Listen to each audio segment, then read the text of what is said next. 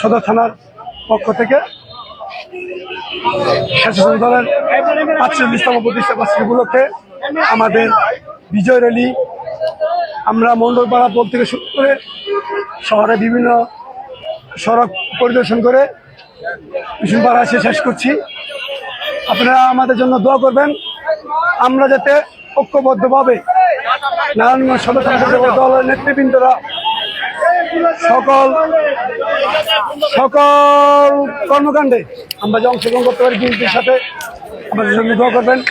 আমরা চাই নারায়ণগঞ্জ সদর থানা স্বেচ্ছাসেবক দল একটি সুসংগঠিত স্বেচ্ছাসেবক দল, একটি সুসংগঠিত স্বেচ্ছাসেবক দল। আপনাদের সহযোগিতা চাই, বিশেষ করে সাংবাদিকদের সহযোগিতা চাই, এই কারণে প্রচারেই কিন্তু প্রসার হয়। আমার আমরা সকল আমাদের একটু লেট হয়ে গেছে, তার জন্য আমি আমার নেতা কর্মীদের ক্ষমা প্রার্থী। আমাদের র্যালিটা 11টার সময় হওয়ার কথা ছিল।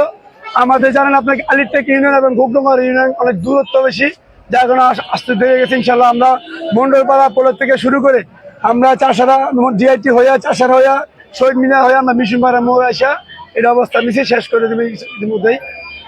আমাদের জন্য সবাই আমরা চাই যে একটা নির্দলীয় নিরপেক্ষ তত্ত্বাবধায়ক সরকারের মাধ্যমে আমাদের এই নির্বাচন অতি শীঘ্রই দেওয়া হোক।